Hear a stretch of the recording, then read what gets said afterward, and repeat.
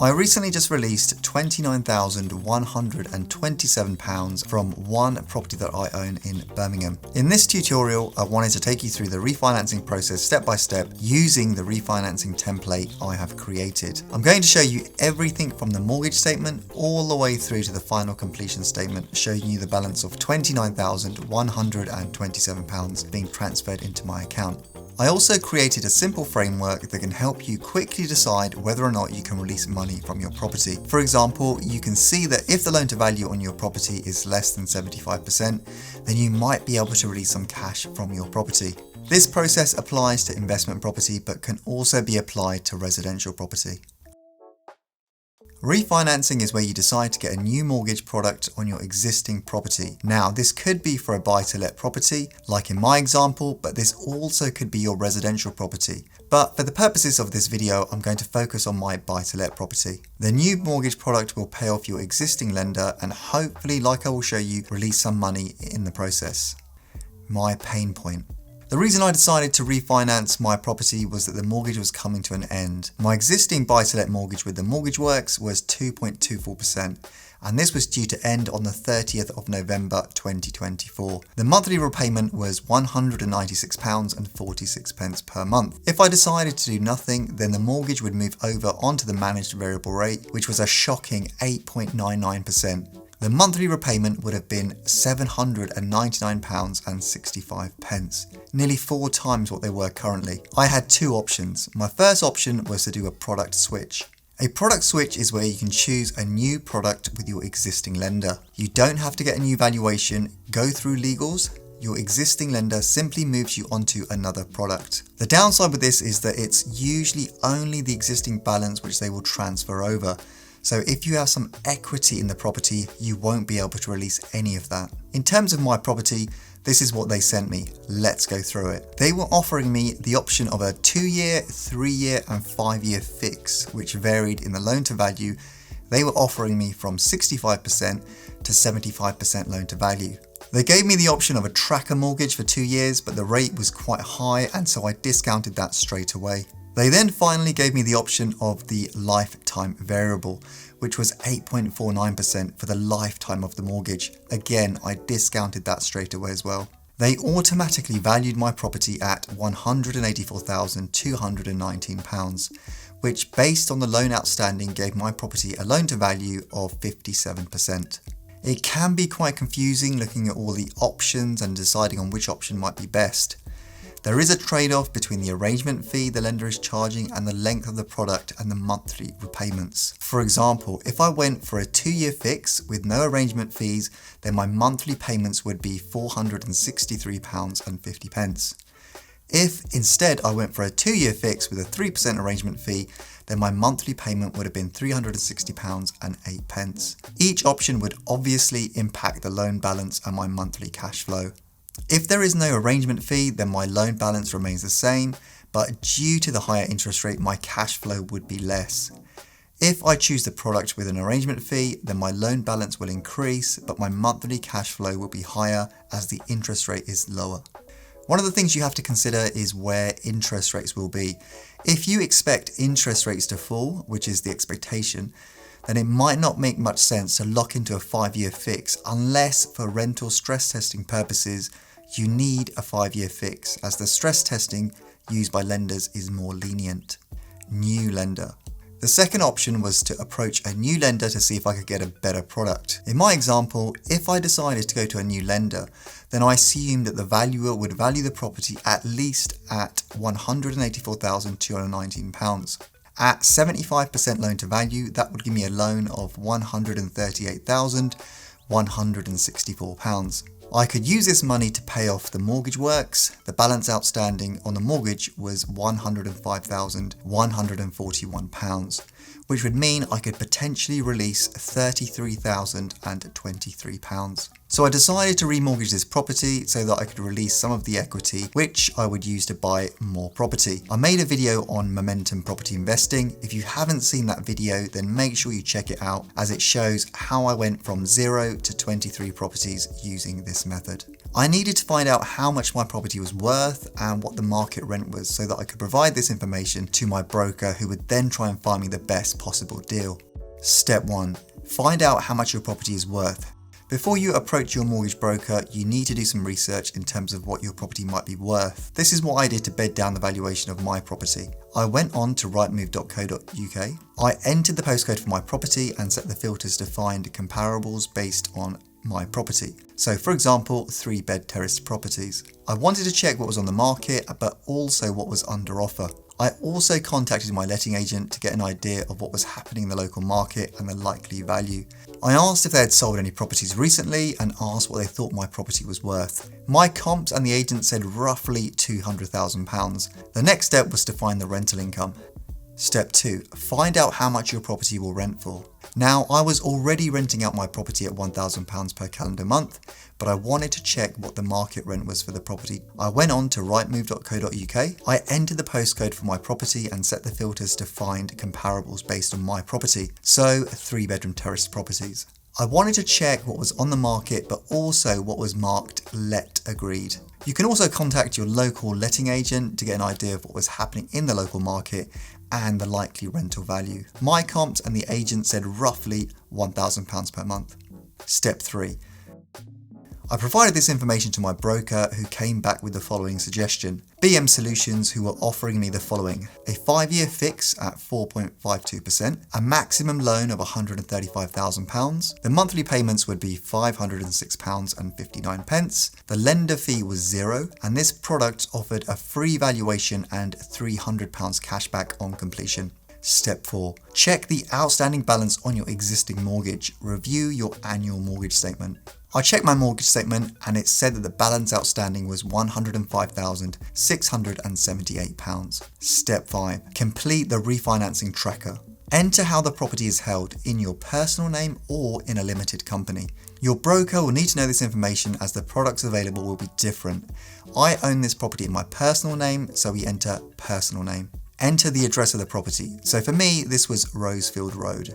Enter the market value. You can get this information from the statement, or you can put in what you think the property might be worth, having looked at sold prices and spoken with agents.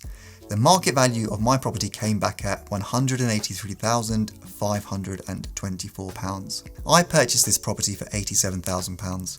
Enter the current mortgage balance outstanding. You will be able to get this information from your latest mortgage statement. The balance outstanding from my mortgage statement was £105,678. Enter any repayment charges that might apply if you are paying back the mortgage before the end of its term. This will be, again, on your mortgage statement.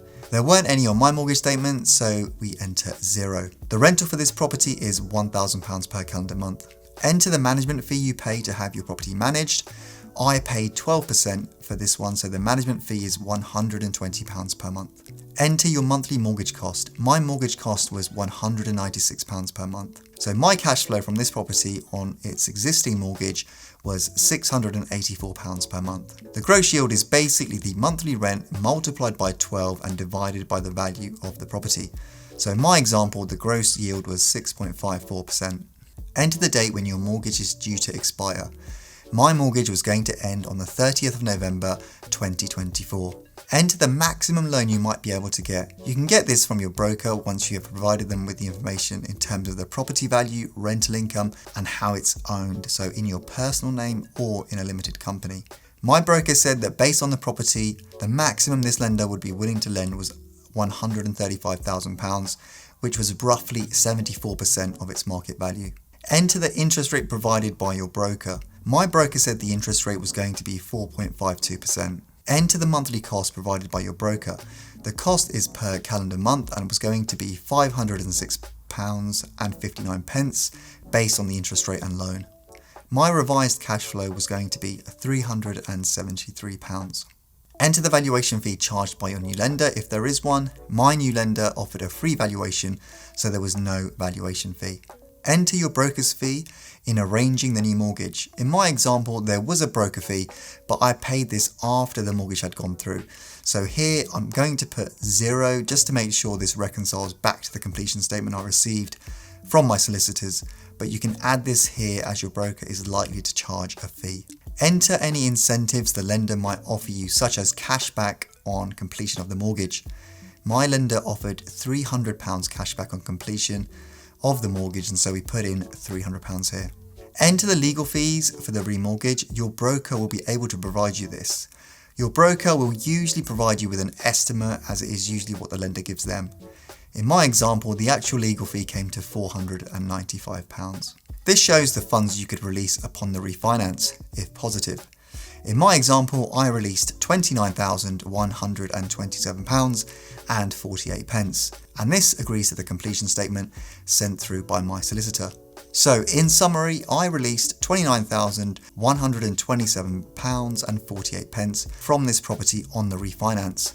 My cash flow went from £684 per month to £373 per month, a fall of £310. When I come to refinance this property once this mortgage term comes to an end, I expect that rates would have fallen by then, as well as releasing a bit more money from this property. I will be able to improve the cash flow as well. Step 6. Decide if you want to refinance your property by looking at the financial and non-financial factors.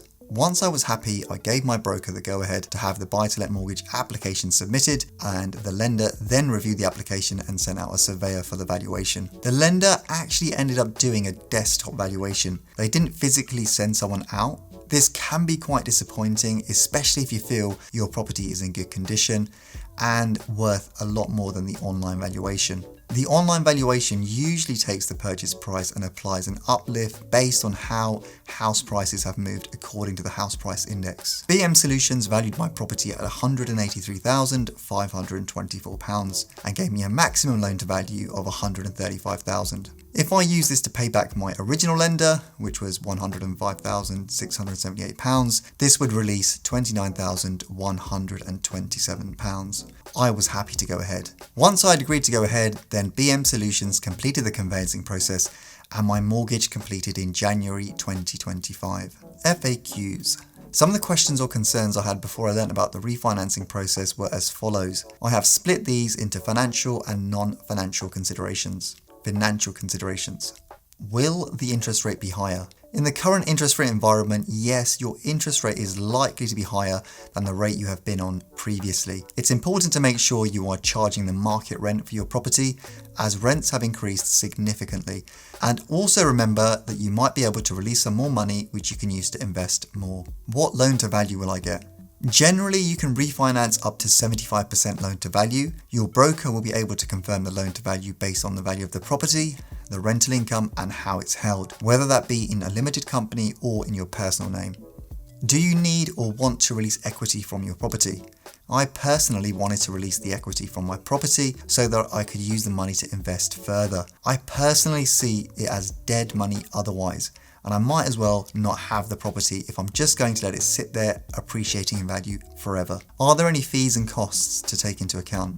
Yes, there could be an early repayment fee on your mortgage if you decide to remortgage before it ends. In the past, I've been happy to pay these as I weigh up the money I'm releasing versus the cost. You might also incur a valuation fee, legal fees, arrangement fees, and broker fees for the new mortgage.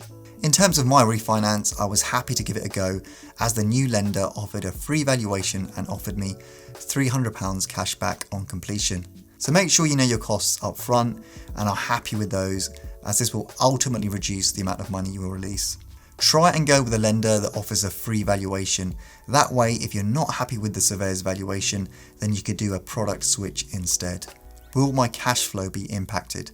A refinance is likely to impact your cash flow. If your new interest rate is higher, then your cash flow will be less each month. Before you decide to refinance, you can check what the new mortgage repayments will be so that you'll be able to compare the cash flow before and after the refinance. You can make an informed decision as to whether or not you wish to go ahead with the refinance. There is usually a trade-off between the cash flow and money released. So if you end up releasing money from your property, then it's likely your cash flow will be reduced. What will be the tax implications of any refinance? If you refinance a property owned in your personal name, then any money released from this property is tax-free. It's tax-free because you haven't sold the property, so no gain has been made and so no tax is due. If your property is held in a limited company, then any money released on the refinance will go back to your limited company. If you put money into your limited company to buy the property in the first place, through say a director's loan, then you could use these funds to pay back that loan or pay it back over time as and when you need the money. Your limited company will not pay any corporation tax on these funds as, again, the property has not been sold and so no gain has been made. If you are not owed any money back from this property through a director's loan, then you could draw down these funds as a dividend or a salary over time. Market conditions. Is it a good time to refinance? If the valuation comes back lower, then it might be best not to refinance but instead do a product switch if your mortgage is about to come to an end. Whether or not you decide to refinance will depend on your personal situation and your investment objectives. Non-financial considerations. Investment goals. Why are you refinancing? Are you looking to refinance in order to grow your property portfolio, make some improvements to the property, or free up some liquidity for some other reason?